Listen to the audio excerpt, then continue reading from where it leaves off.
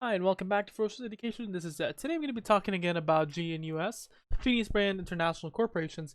The last time I did mention it, it was somewhere after a dip, and I did call perhaps a little bit further pullback where you can average down and then for it to jump. And today we've seen around a 24, almost 25% jump. So today I'm going to be giving a little bit of an update, especially after the last DD here. So first things first, I do have some good news at the end with this, but I want to look first at it in technical analysis point of view, and then I'm going to go through moving averages and then the trend lines. Uh, so first things first, the averages look great for this one here. We're seeing that the 10 SMA is above the 30 EMA. However, it's a little bit more expensive than the 200 SMA, but is getting really close to the 50 SMA, which is a new average that I'm using. That really considers it still, I would say, considerably like almost just a little bit more expensive than the 50-day average, but still in a good shape.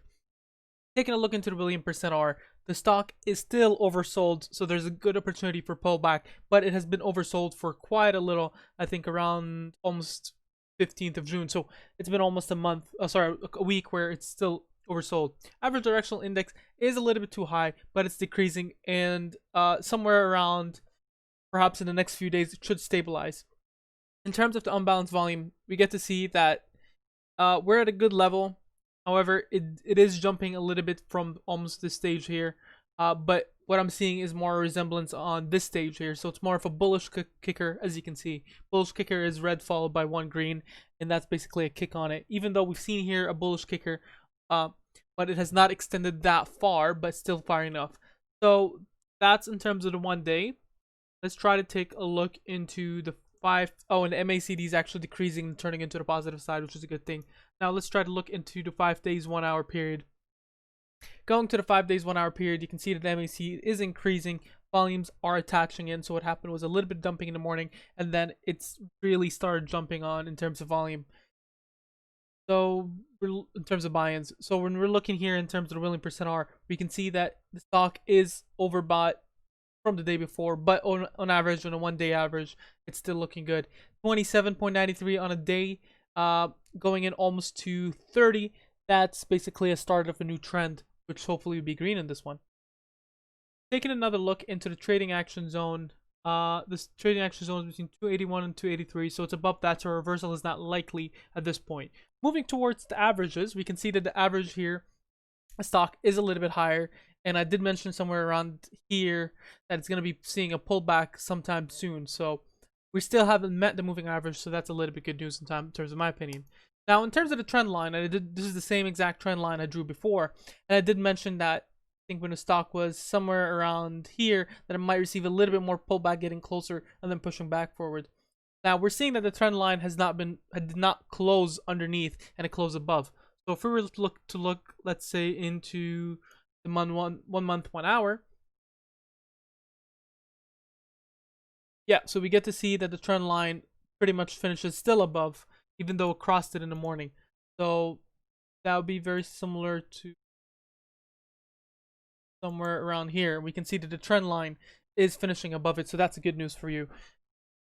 In terms of the Fibonacci retracements, we can take a quick look into the 1 month period. Let's just see these. From the highest to the lowest for this month, we can get to see that the next Fibonacci where retracements is around 382, so that's where things get dangerous. Now, if we're looking towards what's the next resistance, so we got from the Fibonacci resistance 382, from resistance just on a normal, in terms of supports is around 306, 308, and then followed by that is around 320, 319. So that's a good level to be at. Now the current support level is sitting somewhere, say around almost 280, somewhere around this area here, so around 280. So that's the current support. So it's really poking towards that resistance, and if it breaks it, we should see a really nice jump.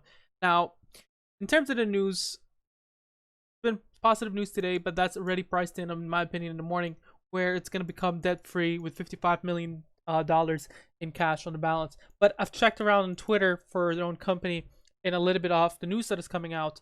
It seems that the company has promised some kind of good PR in the coming few days, where there's a lot more details coming in.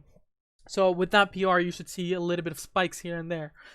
So still, I would say that it is probably going to be looking a little bit closer to above $3. So that's a good sign if you're holding this since a little bit of the dip. But I don't see that jump going into something where it's been like $11 or more of a massive jump, a little bit closer to like $10 anytime soon. So it's still going to be, if it's going to grow, it's going to be a little bit slow growth.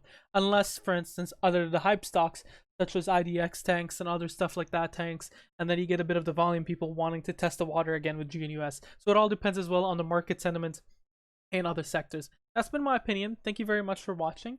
Let me know what other stocks you want me to DD in the comments below. I'll be sure to read them through, and I would love to hear if you have any problems or any suggestions, or what your gains for the stock has been. Mentioned in that comment below. Thanks and have a wonderful day.